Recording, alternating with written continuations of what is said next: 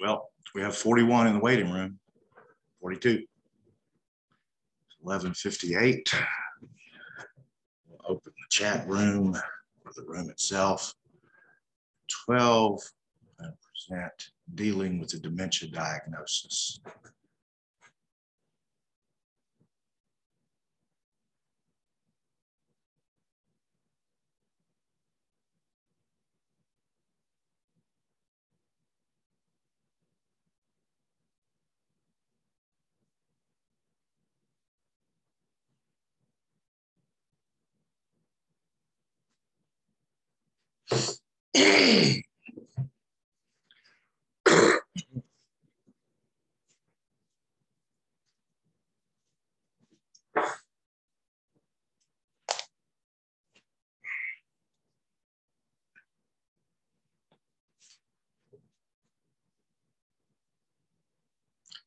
Welcome, everyone. Welcome in. Welcome today. We're dealing with a dementia diagnosis. It is a beautiful day where we are. It's really stupendous weather. I hope it's the same where you are. And I hope you had a happy Valentine's Day. But if you didn't, if you're like my son and you spent Valentine's Day alone this year, then just know that your prince or princess is coming. They're out there. They're waiting on you to love yourself. And once you do, they'll be available to you.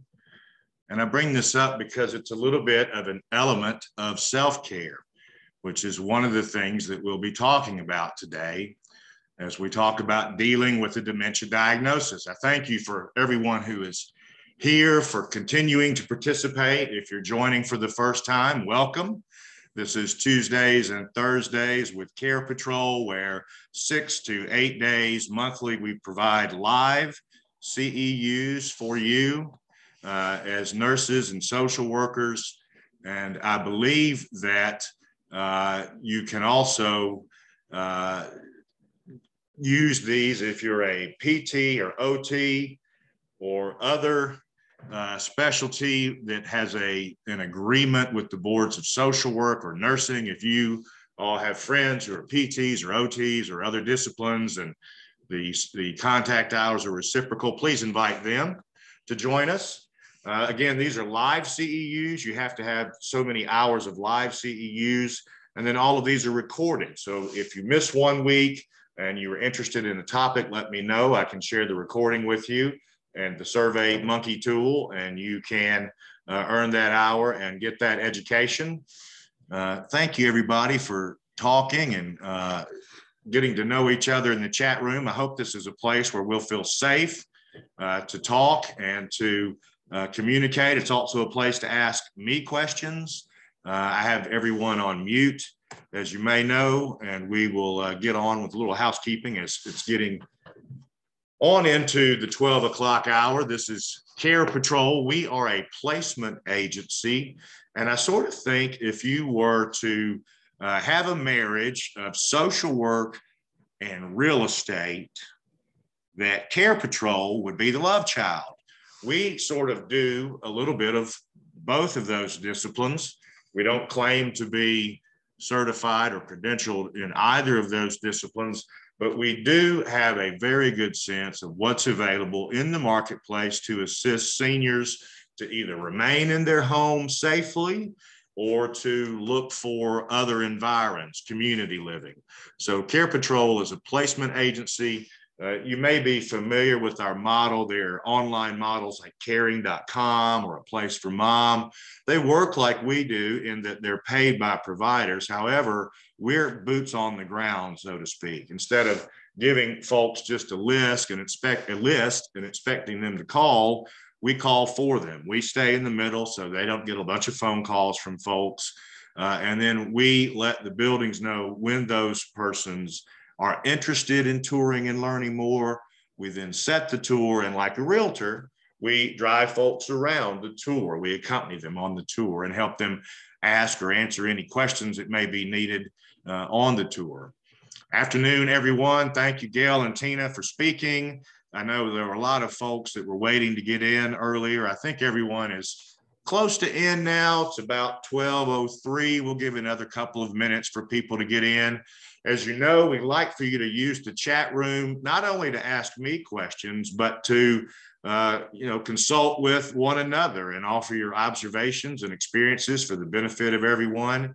As you know, this is a live CEU, which counts towards your renewal of your license. And it's important to note that it's live and not recorded because those hours are needed. In order to get the certificate today, you need to participate in the entire hour, or at least 40 minutes of it. And you need to complete an evaluation using SurveyMonkey. And then either later tonight or tomorrow, I will email you a certificate and the presentation. And certainly if you don't get it, or if you've been participating in a prior educational series of Tuesdays and Thursdays with Care Patrol and you're missing a certificate, please email me. My address is on the screen. It's sbarnes, B-A-R-N-E-S, @carepatrol.com.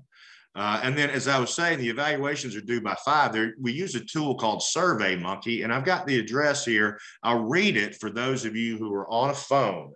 So if you're on a phone, gather yourself for a minute, find a pen or open up the notes in your phone.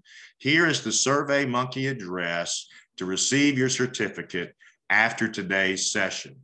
It is https://www.surveymonkey.com/r/ all uppercase WD5WX6N.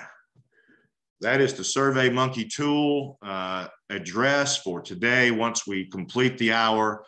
And thank you, Candace, so much. That was sweet of you to put that tool in there for everyone that's online. It'll be given now in the beginning of the presentation and again at the end. So look for that and listen for the CEU code word, which we will mention during the presentation and again at the end. That is necessary to listen to and to enter into SurveyMonkey to get your certificate. Your phones are muted, I believe.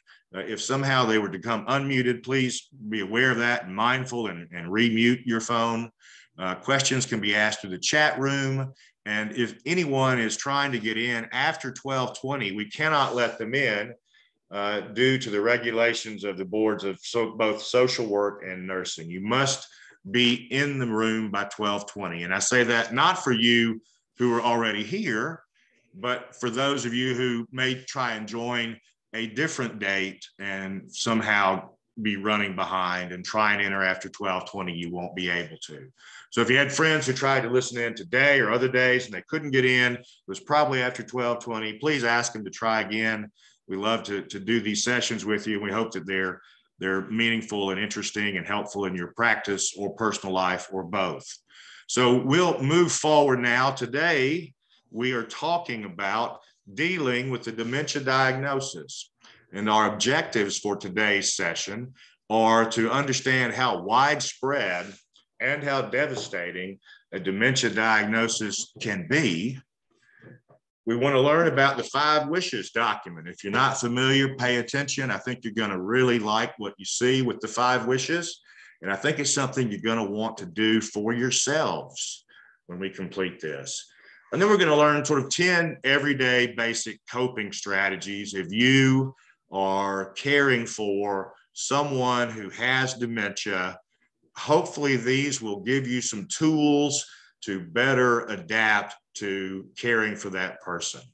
So these are today's objectives. Again, we're dealing with the dementia diagnosis, and we've sort of gone backwards in a way in our series with dementia. We started out really from the clinical side of what is dementia and then dementia and the ED, and now we're going more to the side of the caregiver, of the person maybe who's coming in with the dementia patient that you're seeing, or if heaven forbid, you are dealing with someone who has dementia and caring for them. Hopefully these will be good strategies for you. Let's see, let me let one person in. Here she comes. So a dementia diagnosis. First of all, we have to realize that dementia is not a normal part of aging, okay?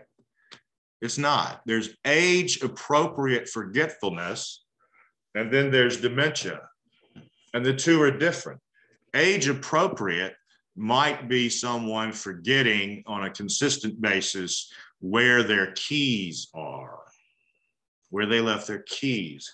Dementia is someone who is trying to use their keys to open the oven.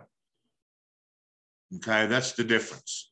It's a difference in cognition as well as in short or long-term memory skills. So there are not only, memory is affected, but many other parts of the body and mind are affected. So I believe we have everyone in just about. We've got 79 of you. Thank you so much for joining. We certainly appreciate that you continue to come back. If you're new in February to this and you've been participating in the past, you may be expecting Jay Jones. He has taken a position with Right at Home, which is an exciting position for Jay. I'm happy for him. He'll be doing educational series on the web as we are. I hope you can participate in both, because I think they'll both be enriching to you. So there are over 200 different dementias that have been diagnosed. 80% of those, we discussed this maybe last week, 80% of those are Alzheimer's and vascular. Folks with Alzheimer's and vascular make up 80% of all dementias. Another 10% would be the Lewy body. And these are folks who begin to have not just cognitive issues, but things like hallucinations, believing things that aren't true, seeing things that aren't true, having a rigid sort of body or a very slow motion. This would be a Lewy body. So really, most everyone who has Parkinson's develops Lewy body. Not everyone who has Lewy body has Parkinson's. Frontotemporal dementia is the least understood. It is the least really treatable. All we can do is trazodone and maybe an antipsychotic of some sort.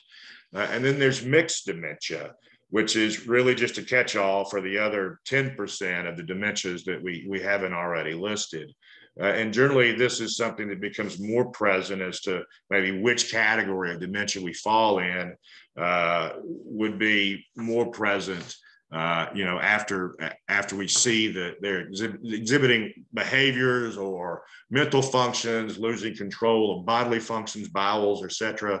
So, these are the things that we would expect to see and begin to understand if someone has Alzheimer's or maybe they really have frontotemporal dementia.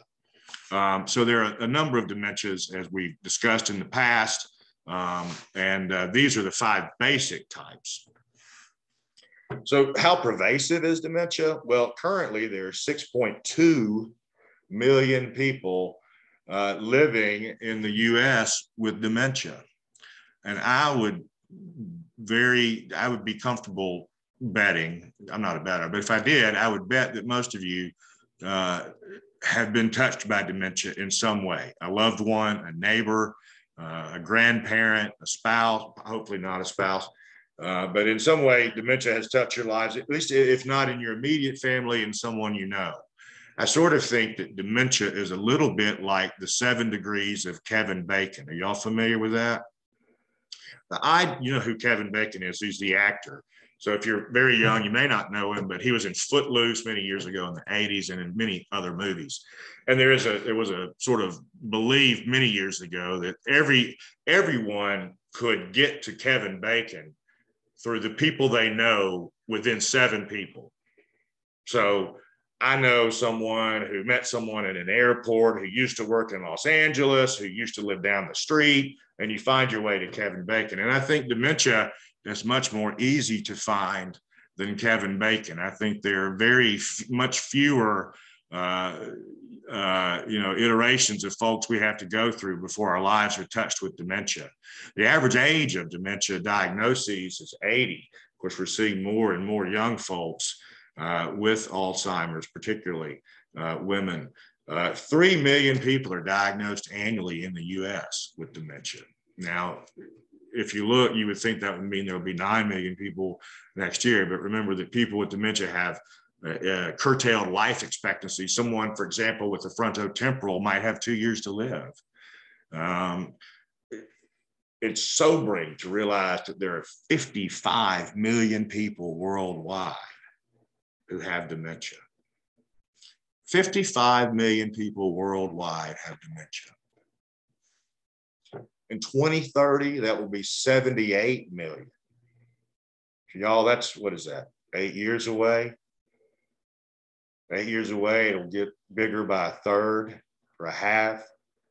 And in 2050, which will be hopefully in my lifetime, I may have dementia by then, 139 million. It is mind-blowing, Ray, to realize how pervasive dementia is and how it affects us. And if it hasn't affected you yet, something I learned from a mentor many years ago was that if you say a word, if you make a statement like dementia hasn't affected my life, the wise person would place a comma at the end of that sentence, followed by the word yet. Dementia hasn't affected my life yet. It will. Trust me, unfortunately. So let's learn how to cope.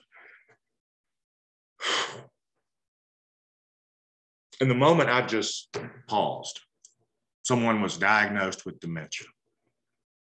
And as the time I finished this sentence, another person will be diagnosed with dementia.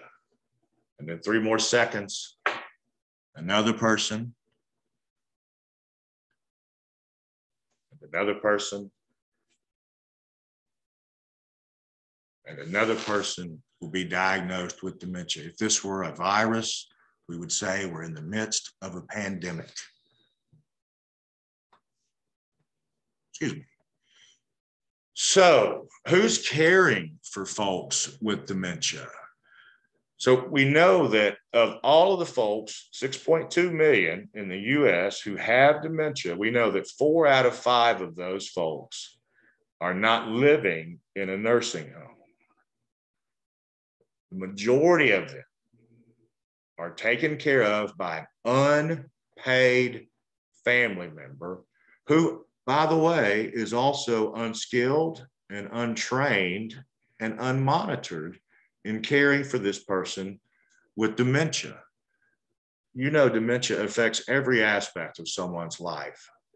And here we are with 4 of 5 of those folks being cared for in the home as best as someone can, let's say. As we grow older, over the age of 80, 1 in 4 of us will develop dementia. So let's see, there are 80 people, 81 people now in this class.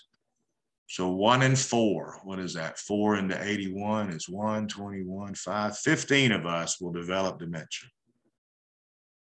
15 of us here in this room, statistically, will develop dementia when we turn, God willing, if we turn 80. Half of the most severely disabled people in our country have dementia, and they're not in the nursing home. Again, they're being cared for by an unpaid family member, doing their best. And 1 in 3 of those caregivers nationwide for a family member is caring for someone with dementia. So we may have folks that have any number of other diagnoses who are elderly and loved, who we care for, but 1 in 3 of those people who are elderly and loved have dementia. And here's the thing that maybe puts it in perspective for some folks that like to see how does this affect the world? What is the global effect of this? Well, the global economic impact of dementia, of 55 million people living with dementia, is $1.3 trillion a year. That's hard to think of trillion. That doesn't make sense to me. I've never been able to envision it. If we think about a million. A million seems like we can sort of get close to a million these days. A million seems more approachable than it did maybe 40 years ago. So if we think about a million, 1,000 million is a billion, and 1,000 billion is a trillion. So $1,000 billion spent on global is the global economic impact, whether this is lost work, whether this is cost of healthcare, whatever it may be. This is what the impact is, at least on our economies, every year from dementia. So here's the thing. Early diagnosis of dementia allows us to compensate for what is coming. So we can minimize the effect of the disease-related issues, medication complications, and resources. We can begin to assemble and tap into resources now at the early stage of diagnosis, so that as things progress and we lose some ability to make decisions or form judgments, then this will all be decided by us to our wishes, or by us helping a loved one do this for themselves. So what we want to talk about in that case then is something that's really cool, I think, and it's called the 5 wishes. It's not plan B, although it is for some, but let's say that we make it today plan A. And here's the address. It's very simple. It's https://5,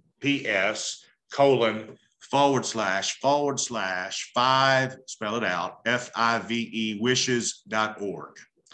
And here is where you can read the document.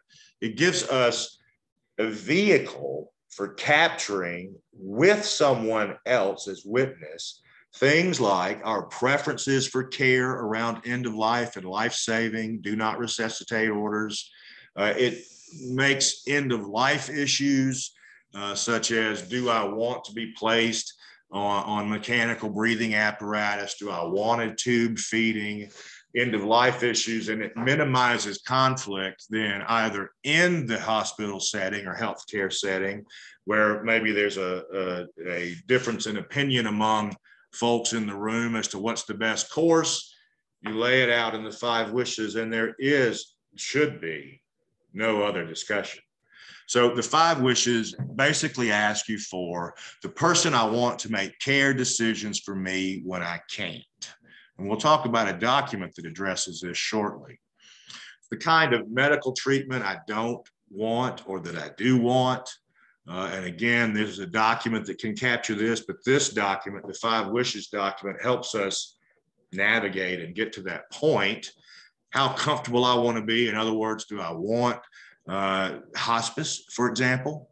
How I want people to treat me, and what I want my loved ones to know. And I sort of put this last piece in a bucket list. So what I want people to know is a bucket list. So Shatara, I believe you just joined us. I did let you in at 12:21, but in the future, please know that at 12:20, I need to cut off admission because it is a part of the regulation of the Social Work and Nursing Board that you are present for 40 minutes of the teaching. So thank you for joining us today. I'm sorry to call you out. I hope I didn't throw you under the bus, and I certainly don't want to drive the bus over you, but I do want you just to be mindful of getting here on time when you can, and I'm sure things happen to all of us every day that are beyond our control, one of which could be in the near future or in the distant future, a dementia diagnosis.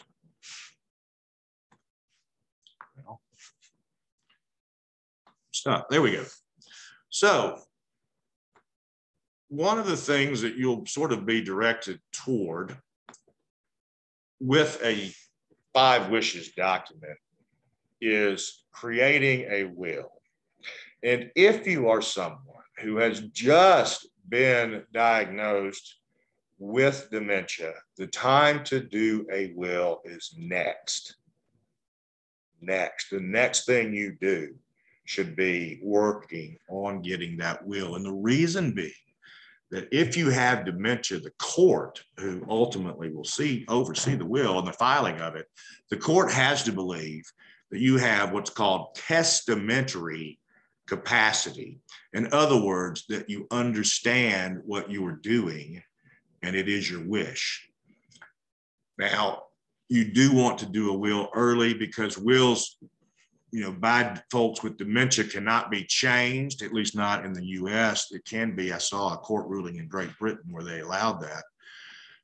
The other thing that you want to do alongside your will is the living will. And of course, many people know this as the advance directive, the purpose of which is to determine a healthcare surrogate. So this might also be someone that you would name as a power of attorney over your health care.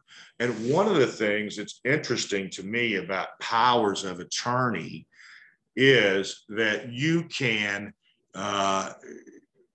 create a dementia power of attorney, which basically spells out the treatment that you expect as your dementia progresses. So you may say in that, I want to go to a specialty care assisted living, or you may say, I do not want to go to a nursing home, or you may say, I want to live with my sister. Whatever it is, you can create a dementia power of attorney.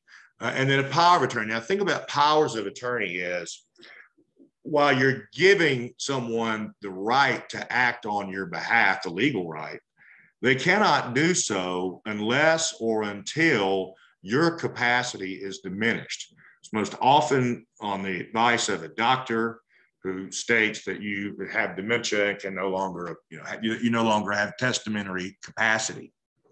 But so long as you do, then power of attorney doesn't trump your own will. And by will, I mean the will of your heart and spirit, not the will on, not a paper will. And then there's healthcare power of attorneys. They're sort of different. Power of attorney typically gives someone the ability to, for example, go to your bank and understand what your financial records look like, or go to your brokerage house and find out what you're invested in, or go to the cable company and cut your cable off. Whereas a healthcare power of attorney allows someone to say, no, it was her wish that we not do CPR. Or that we not do, a tube feeding. So these are the things that you would address in a healthcare power of attorney. And again, the time to do them upon a dementia diagnosis is today, now. So other things that we want to look at upon the diagnosis of dementia, the first four were fairly routine. Most of you probably are aware of those documents. You may have them already. What you may not have done is a living revocable trust, or revocable. I'm not sure how they pronounce it. But nonetheless, what it is a trust into which you put your assets, your holdings, for example, your land, if you own land, your home, your stocks, things of that nature, that you can, so that if the time should come that you progress in your dementia to a point where you can no longer, if you progress in your dementia to the point where you can no longer care for yourself or make decisions, then the person with the living revocable trust would take over, but otherwise they would not.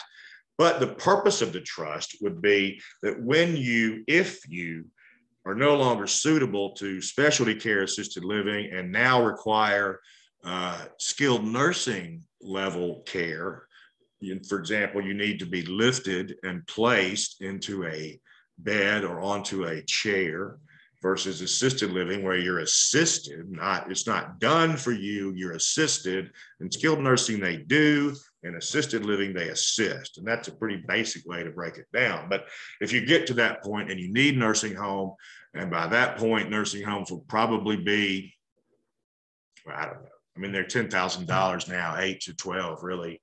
Who knows what they'll be in 5 years when we have dementia, when I have dementia. Y'all won't get till you're 80. But in other words, you want to be prepared for Medicaid when the nursing home comes. And the way you do that is to place your assets into a trust at least 5 years prior to the need for the nursing home. Again, this means there's a need to do this with dementia now. Create a trust now upon your diagnosis so that as the disease progresses 5 years from now, if and when you need the nursing home, your family is not crippled economically trying to pay for it. Now, there are certain things that you can't put into a trust. Instead, these are designated beneficiary accounts, and this would be things that can't be listed, such as a bank account or an annuity product is a better example. So if you have a will, a life insurance policy that names your wife, you could put this into a designated beneficiary account and protect this from Medicaid as well. And you want to be very conscious of all of your financial accounts, get those in order, have someone on your bank account, perhaps even as a conservator, if not just simple power of attorney. And then lastly, if Medicaid is in your picture down the road, now is the time to pay for a prepaid burial plan. Medicaid allows that expense. Here's someone's comment. I want to read it. Recently consulted, this is Allison Craddock, recently consulted an attorney about DPOA, which is durable power of attorney, actions for a patient. And if it's a springing DPOA, then capacity will often have to be proven before it can be used. But if no conditions are listed in the document, a patient's capacity doesn't have to be proven prior to use. Well, that is so interesting, Allison. Thank you for sharing that. I hope everyone will make note of that, especially those of you on the phone that don't see the chat room. That is so interesting to me. I'm not familiar with the word springing DPOA. Thank you for bringing that to us, Allison. As I was saying, paying for a funeral plan, Medicaid considers a worthy expense. They will not count that against you when they count your assets. So do that upon a dementia diagnosis. And here's some things that you can do for someone who has a dementia diagnosis. One thing you can do is engage in memory sharing activities. And I'll give you an example. I was raised in many respects by my grandparents, and my grandfather survived my grandmother, and he was alive when I was in college. And about every 2 or 3 weeks throughout college, I would go and visit my granddad, and we would hang out, and he would make me one of his just gut punch breakfast that would sit with me for the next week. But nonetheless, I loved going to visit my grandfather. He meant a lot to me, and he would tell me stories and stories and stories. And then as I got older, I realized that he was mixing up some stories. And so I thought I would capture these and maybe help him as well. And this is what I would suggest maybe you do with someone who has dementia. I went into the guest bedroom and found the old cedar box that had all the old family pictures in it. And I went through each one and I held it up and I said, "Pappy, who is this?" And at the same time, I put on a recorder. So you can do this these days on your phone. Then it was a cassette recorder, which made him a little worried, but he soon forgot about it.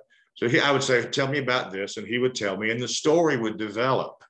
And it was a way, I think, for him to, if nothing else, pass an agreeable afternoon, hopefully recapture some things that maybe had gotten jumbled. But for me, it's a treasure now, 30 years after his death, that I hope that some of you may find this a good idea and do it with someone. It really is very fulfilling for both of you. To that end, a lot of folks, particularly if they're someone has early dementia or is more maybe progressing and starting to forget people, will create a memory book. And it's much the same. You would want to take old photos, so photos of the person you love who has dementia as a baby, as an infant, maybe photographs of their house, their elementary school class, their high school graduation picture, their photograph with their tuba and the band, when they graduated, their marriage, their first child, first house, so on and so forth. It allows these folks, if nothing else, during the time that they're alone, to go through and recapture and relive. Now, when you do this, it might be wise not to use the original photos, but instead make copies, because these will be touched and fingered very much. They'll be used a great deal. It'll be loved, but it will be worn. In the same respect, you could do videos. So where I did 30 years ago, recorded my grandfather on a cassette tape, certainly I could have, someone could have set up a camera, and that would be indeed a joyous thing. It's been so long since I've heard his voice and seen it. So recordings, I guess, is where I was going with both of these. But one thing that strikes me about videos, certain people of this generation, although it's sort of, growing old and passing on, but there are folks who are in their 70s and 80s, maybe 90s, who used to make 8mm home movies. And if you could find these and put them on, DVD, or put it on a thumb drive, flash drive, and share this. It's interesting, there are some memory care communities now that have screens outside the patient's room. And on the screen, you can flash all these old pictures, or you could do an old movie. My stepfather, who's passed, was a full or a halfback at Tulsa. And we used to watch old movies of them playing football, which was kind of funny. It's kind of like the Keystone Cops. But nonetheless, we showed those at his funeral. And if he were in a memory unit, which is where he didn't need to be, but my mother does eventually, it'd be nice to have those movies just showing. In terms of recordings, another thing you might do, my mother's a piano player. She played the piano at the Baptist church from age 13 to age really 83. And she still plays occasionally. But what I did one Christmas about 5 years ago, and again, she was starting to show, or at least I thought show, early signs of dementia. I wasn't sure. So we went and I bought 2 hours of studio time at a recording studio, and asked her to play me all her favorite Christmas songs. So she did one take, but I have a dozen songs that I listen to every Christmas. And I think it was meaningful for her, and it's meaningful for me. And it's a way to keep her mind active and plastic. I'm going to do it again here soon. So our CEU word today is scalf. Now, some of you listening may be in Georgia or Mississippi or Tennessee. You may not be familiar with the word scalf, and some of those in Alabama may not be familiar with the word scalf. What it stands for is Specialty Care Assisted Living Facility. SCALF. And what it is Alabama's term for memory care at the assisted living level. And other states use other terminology, but in Alabama, we use specialty care, or short, the acronym SCALF. And a SCALF is a helpful component to dementia care, but I believe there is a progression. And I once worked many years ago in another lifetime in the hospice arena, selling pharmacy benefits and consulting. And one of the things that I learned about hospice pain management from physicians and pharmacists is that with pain medication, particularly morphine or other things, you start low and go slow. And that stuck with me. Start low and go slow. So I try and do that when I'm consulting someone who has dementia. So if you're caring for someone who has dementia and you're still working, you're one of those 1 in 4 people that are doing so, or 3 to 4, I believe it was, that are caring for someone, an adult daycare is a terrific option for your loved one for many reasons.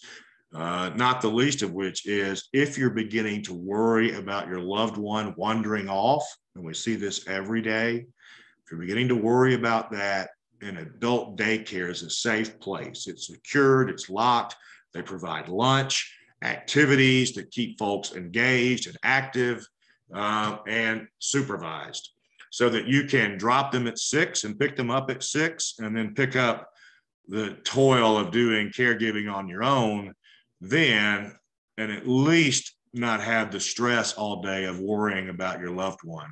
If you move beyond that point where nights have become a problem, then you may want to consider supplementing daycare with sitter type services, someone to allow you to sleep. Lack of sleep can be one of the killers of someone, particularly the aged caregiver. So the other thing after that, if we've exhausted that, then I would say, let's look at community care. Let's look at a SCALF, where we have folks that are trained in redirecting, folks who are trained in dementia care, folks who are not emotionally invested in someone's what they say or what they do. They understand it's a disease. They do not expect them to behave differently. You know, these are things that someone benefits from in community care, not also benefits from having others around them, even if the others have dementia. There's something about human company that we all crave and desire, even those of us who've lost a little bit of ourselves.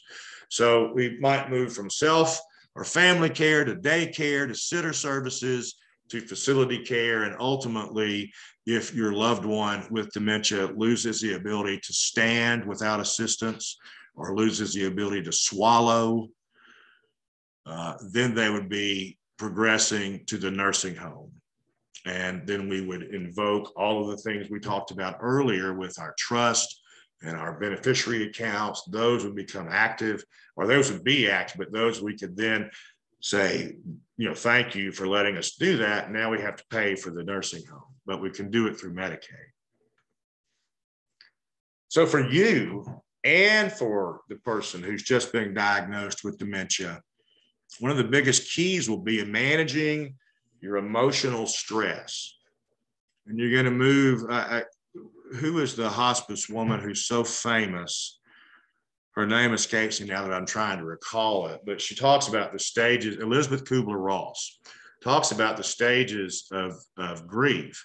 And certainly sadness is one. We're sad for what is not going to be, sad for what we thought our life would be, sad for what we thought our life would be with our spouse who now has dementia, sad for ourselves for what we're going to miss because of caring for this, sad for ourselves because we're going to be a burden to our family because we have dementia. And then there's anger. Why did this happen to me? Why me? Anger at the situation, anger at the lack of knowledge of the disease, anger at the lack of cure, frustration by all of this, and grief. We move through these stages. And through each, we need to remember self-care. And self-care can be something as simple as resting. You know, I think people say, well, self-care, you know, you need to go to a spa. Well, not necessarily. You might just need to lay down for 4 hours without worrying about anything and just sleep. Just sleep like there's no tomorrow, like a power nap. Y'all probably taken a power nap. And then there's support groups. You know, hospices are great about grief support, but there are also dementia support groups. I know there's run through churches locally or through the Alzheimer's Association. You can access different support groups, whether you're someone dealing with dementia as a diagnosis for yourself, or whether you're someone whose loved one has been diagnosed with dementia. So we want to now move into real life strategies. We've talked about the pervasiveness of the problem of dementia. We've talked about some strategies or some things that we need to do, including the 5 wishes, which the 5 wishes directs us down the path of wills and living wills and trust, etc. And now we're going to talk about some real life strategies. So if you are dealing with someone with dementia, you need to remember the words of Teepa Snow. Teepa Snow is a renowned dementia teacher. She has many videos and workbooks and observations. And if you're someone who's looking at or facing a dementia diagnosis, I encourage you to Google Teepa Snow and go to her website. She says, and she speaks often in Birmingham, and I'm sure other places where you are. If you get the chance to see her, go. She's a little off color, but she's really interesting. But she says often the right thing to do is exactly opposite that which seems like the right thing. So think about that. Often the right thing to do is exactly opposite that which seems like the right thing. This is true in dementia. Yeah, I think it's true many times in life. Irony, it's stinging. Strategy 1. So if you're trying to reason with someone with dementia, or you're trying to prove to them some logical, rational argument, you're about to be embarrassed. They're smart and they're going to find a hole in your argument and you're going to feel foolish. And in the end, they're not going to do what you've asked them to do. So they have no sense of appropriateness. They may begin to do things like grab or move or twitch or whatever. You cannot go to them as if you're the boss of them. For one thing, for most of us, they are our elders and should be treated with the respect due. For another thing, it doesn't work. It doesn't work. So try not to boss anyone who has dementia. Try not to reason with them. If you stop trying to reason with someone with dementia, I promise you, your level of emotional stress will rise or will decrease, get better, what I'm trying to say. Strategy 2, this follows suit. People with dementia don't need to be grounded in reality, at least not in our reality. They're not in our reality anymore. They're in their own place. And if we want to do the loving and kind thing, as well as do the thing which will have positive effect and results, we need to get into their reality. We need to live in their world. When I was little, I used to go to nursing homes to visit my grandmother, who was there for many years. So I got used to it. Maybe it's how I ended up doing what I do. Nonetheless, there was a lady once in the hallway, and in her mind, she was moving from their home on the creek down the creek. So my 12-year-old cousin and I spent about a half hour carrying barrels and bags and whatnot to the creek. And even at that time, I knew that we were doing something that was probably not it felt mischievous, but in a way it felt like it was good for her. And I think the nurses in a way appreciated it because she was talking to us and not yelling out. But in other words, we met her in her world and we actually enjoyed it there. And you might find that you like being in their world, at least for a minute. They're very childlike sometimes. And there's a purity in that that's life affirming. Let's forgive ourselves. You cannot be the perfect caregiver, just like you cannot be the perfect nurse. You cannot be the perfect social worker. You cannot be the perfect husband or the perfect wife or the perfect parent. It does not exist. Perfection does not exist. Life is about change. All things are always in motion and always changing. We adapt and we do our best. That's all we can do. Learn to forgive yourselves. Here's what Gail, I was waiting to get to this, Gail Thrasher, who says, we just need to keep them safe. So I think it is okay to stretch the truth and to distract in order to focus them and get them to stay safe. And that's exactly what we're getting to on this stage. It's called therapeutic lying. It's actually made now the medical journals of psychiatry, therapeutic lying. And this is lying so as to bring about a benefit for someone else, even if you don't let them know. So this might be, for example, someone who is no longer safe at home and needs to move into a SCALF, today's CEU word. And thank you, somebody wrote that down for us. Jessica Rogers, thank you for putting SCALF out. SCALF, SCALF, is the CEU word for the day. So therapeutic lying, it reduces our stress. We can call these lovingly fibettes. So we're saying one thing in order to induce someone to get to do another. So therapeutic lying, I think we all know, even with parents, and I've got folks, Charity and Robin, talking about using this with parenting. And, it's interesting. Folks with dementia do sort of age backwards in many ways. So my mother, who's 86, right now, I think is about 18 years old. So she's a little manipulative. She's a little bit, she doesn't tell the truth. She tries to get away with things, just like a senior in high school would do. And so, I think they do sort of grow backwards. And so we can, in a way, think, okay, back to our days as a parent of a young child, how would I get this young child who does not understand reason or logic to eat their vegetables? Well, we know that making agreements doesn't work. You cannot make an agreement if you cannot remember having made it. This goes back to testamentary power. You cannot make an agreement with someone who cannot agree. Strategy 6, and this is where I think we need to be very involved. And I think this would be right on the heels of the 5 wishes and the documents of healthcare power of attorney and trust. I think we need to get involved with the physician. If we don't have a geriatric physician, now might be the time to get them on that care. We have a teaching hospital in Birmingham, UAB. So if someone comes to me, certainly from out of state or out of the city, out of the area, and needs dementia care, I will often recommend UAB's program because they have concierge medicine, meaning they do house visits.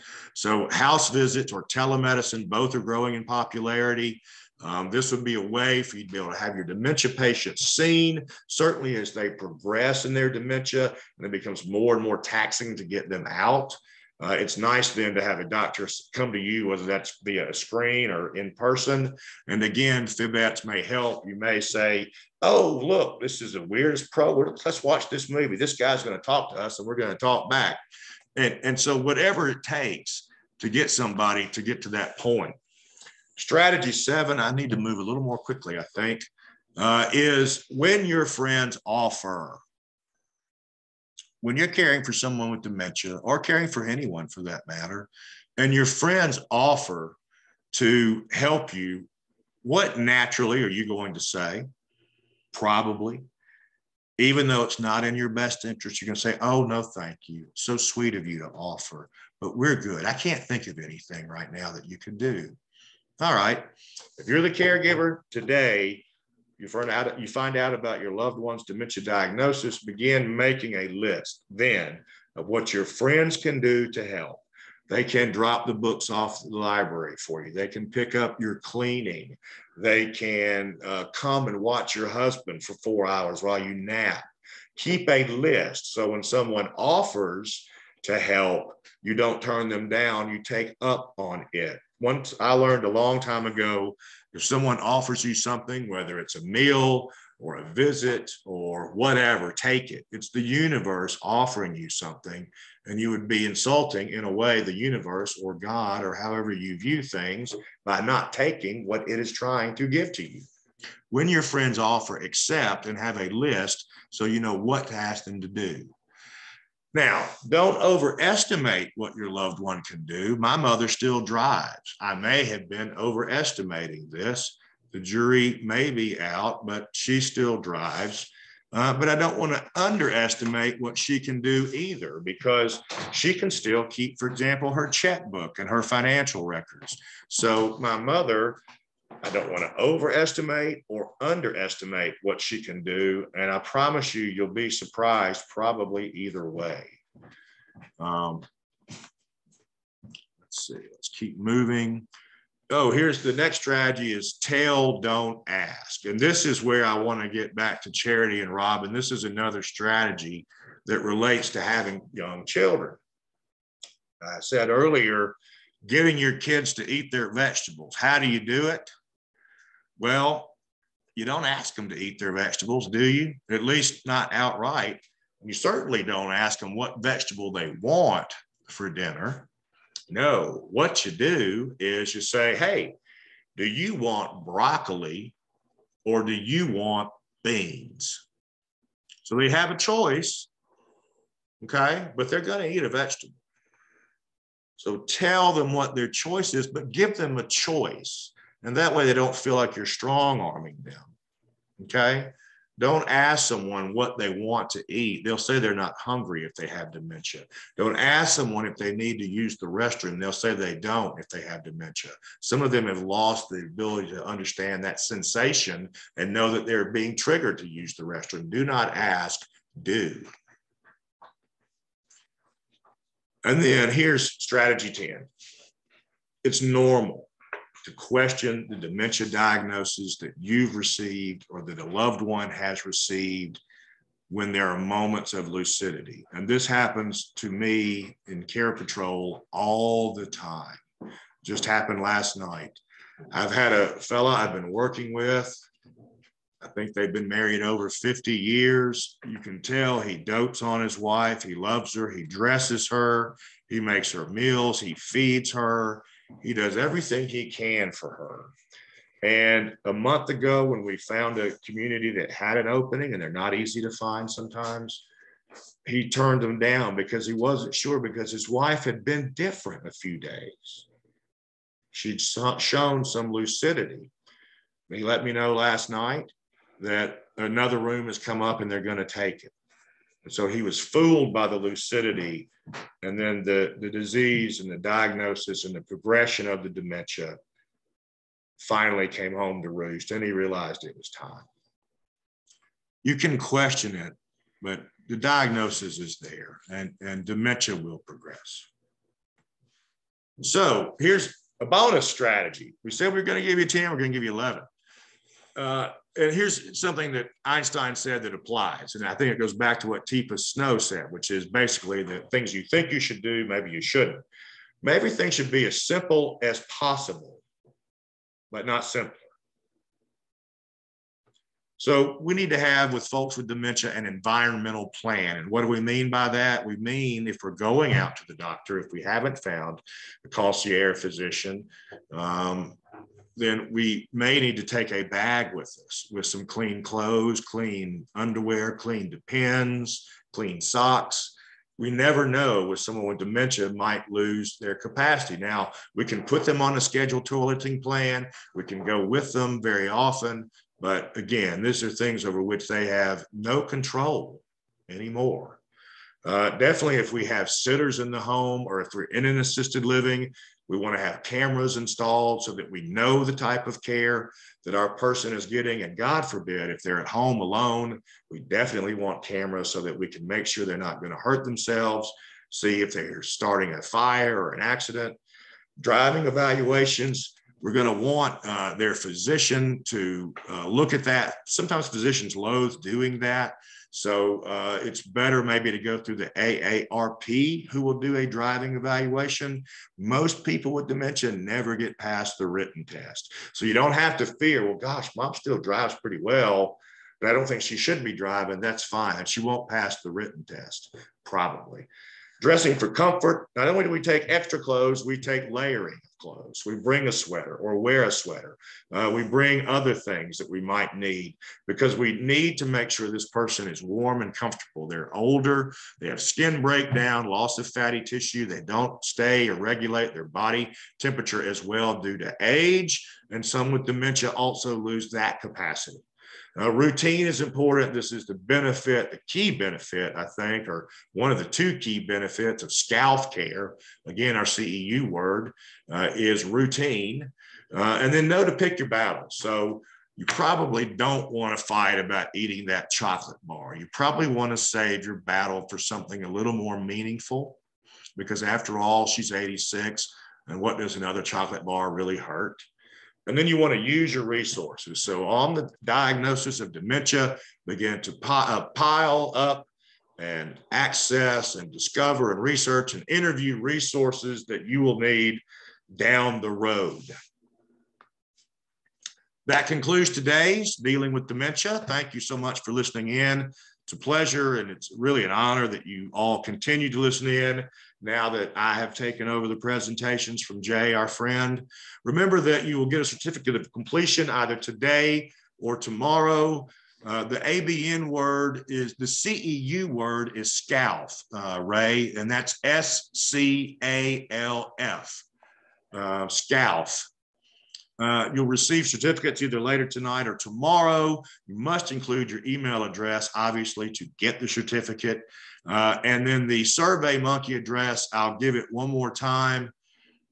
ABN number is your Alabama Board of Nursing number, Ray. So whatever your and you may be a social worker, it may not apply, just put NA.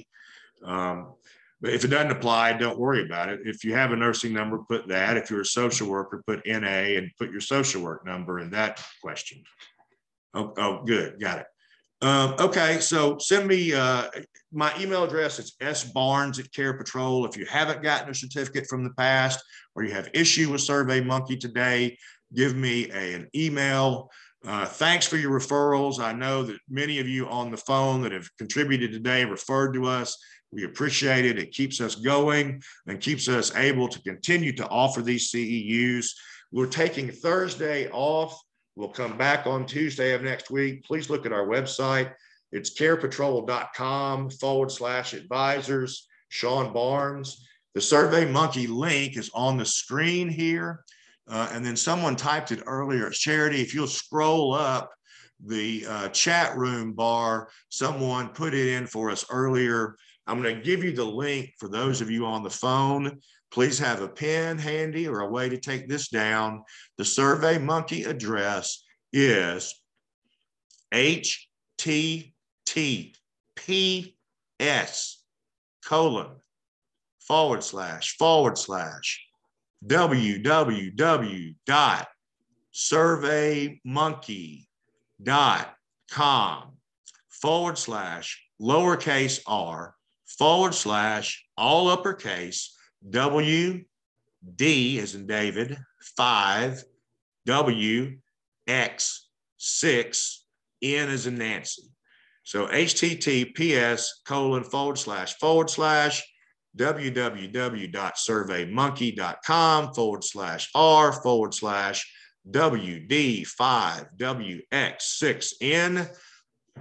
Thank you for listening in today. I appreciate it, everyone. I'm going to end our presentation and look forward, I hope, to seeing you all on Tuesday of next week. Thanks so much.